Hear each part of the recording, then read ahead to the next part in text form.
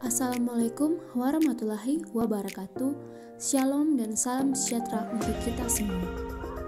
Halo teman-teman, perkenalkan kami dari kelompok 4. Nah, pada kesempatan kali ini kami akan menjelaskan materi tentang sistem saraf otonom. Adapun anggota-anggota dari kelompok kami yaitu Maria Kritas Minudue, Helma Rike Makuliana, Amelia Ade Utami, Clara Leka Topesi, Obed Kame, Hesti Hastanti, dan Andira Tamrin.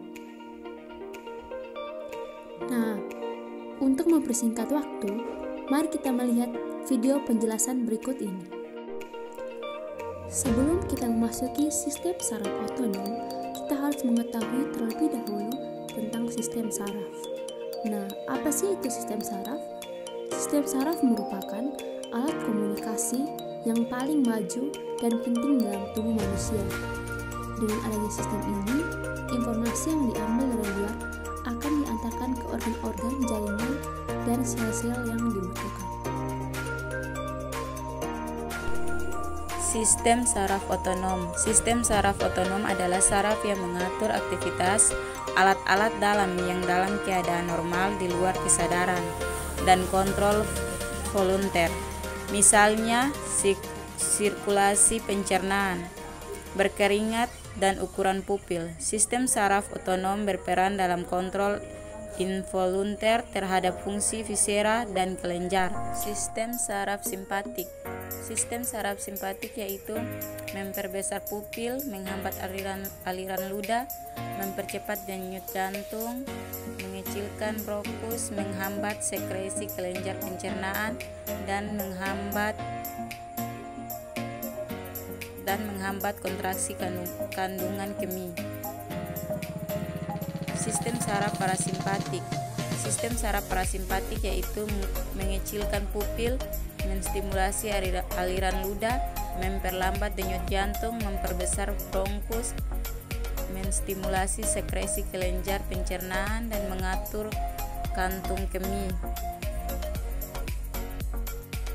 Adapun alat yang digunakan dalam percobaan ini yaitu batang pengaduk, corong, Erlenmeyer, gelas ukur, gunting, kain flanel, kertas saring, kertas timbang, kandang hewan uji, kompor gas, labu ukur, lumpang dan alu, mixer, panic infuse, spoid insulin, stopwatch, timbangan analitik, timbangan hewan termometer, dan tanggas air.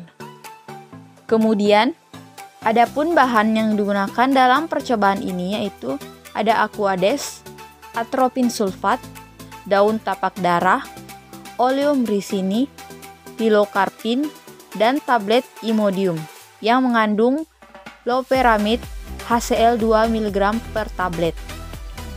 Adapun cara kerja yaitu yang pertama pembuatan sedian pilokarpin. Pembuatan sedian pilokarpin yang pertama, diambil sedian pilokarpin tetes mata 10 mg sebanyak 2 ml. Yang kedua, dimasukkan ke dalam labu ukur dan diencerkan lagi hingga 100 ml.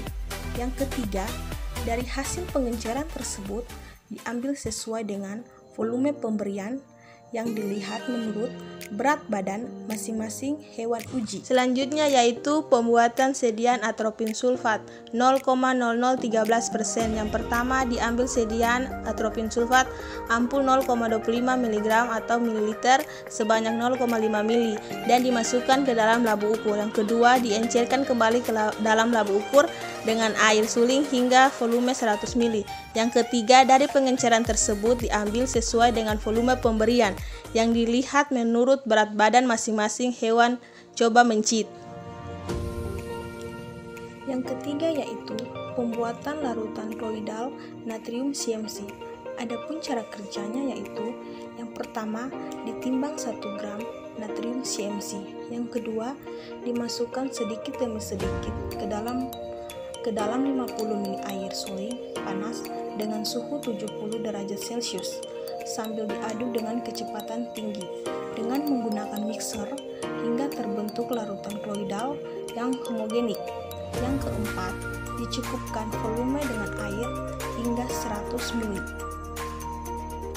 Yang keempat yaitu pembuatan suspensi loperamid HCl 0,006%, di mana cara kerja yang pertama yaitu ditimbang 20 tablet imodium, kemudian yang kedua dihitung bobot rata-rata tiap tablet, yang ketiga diiris halus semua tablet, yang keempat ditimbang 0,1028 gram serbuk imodium yang setara dengan 6 mg loperamid HCl. Kemudian yang berikut disuspensikan dengan natrium dengan NaCNC 1% dalam rumpang hingga homogen. Yang keenam dimasukkan ke dalam labu ukur 100 ml dan lumping dibilas. Dan yang terakhir yaitu dicukupkan volume dengan NaCNC 1% hingga 100 ml.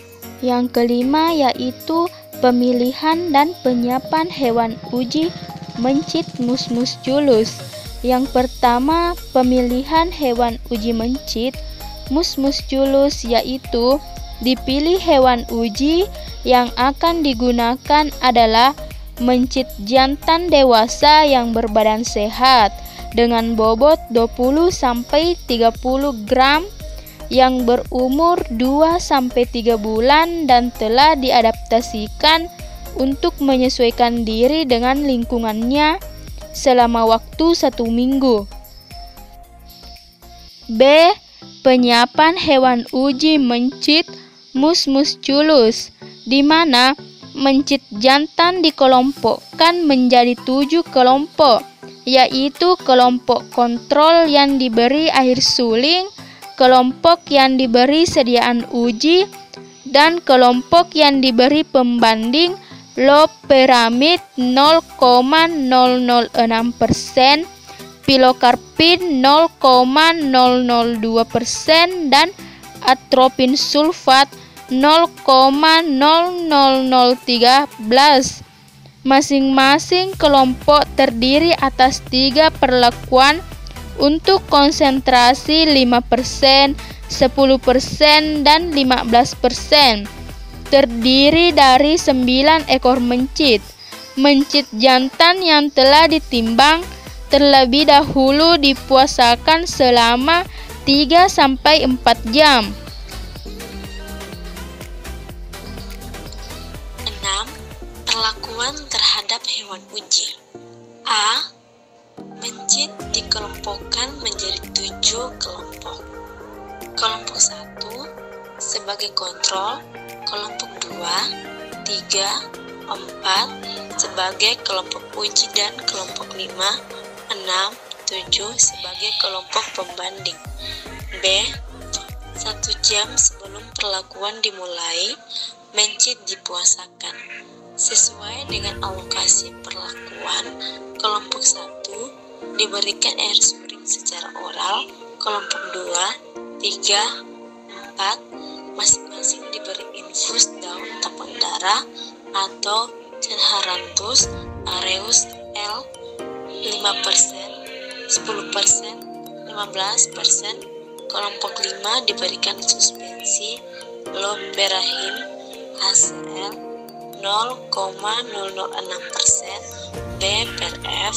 Kelompok 6 diberi pilokarpin dengan dosis 7,5 mg per 70 berat badan masing-masing sebanyak 1 ml per 20.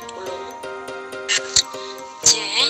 Kemudian mencit ditempatkan dalam bejana individual beralaskan kertas saring untuk pengamatan.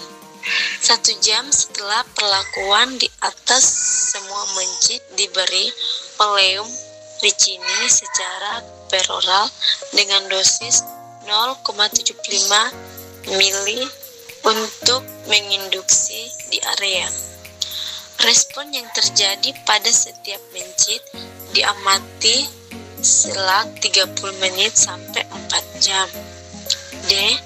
Kemudian selang 1 jam sampai 6 jam setelah pemberian oleum ricini, pengamatan meliputi waktu, konsentrasi, interaksi, feses, dan efek farmakodinamik dari hewan uji tersebut dengan interval waktu 30, 60, 90, dan 120 menit.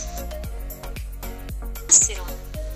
Pada uji efek sistem saraf otonom pada hewan uji mencit dengan berbagai variasi konsentrasi yaitu 5%, 10%, dan 15%. Diperoleh hasil pengamatan tingkah laku hewan uji seperti miosis, midriasis, vasodilatasi, vasokonstriksi, kejang, exophthalmus, salvias, tremor, peningkatan laju pernafasan, diare, hilangnya refleks karneoa, pelupukan mata tertutup, dan pembengkakan pada testis.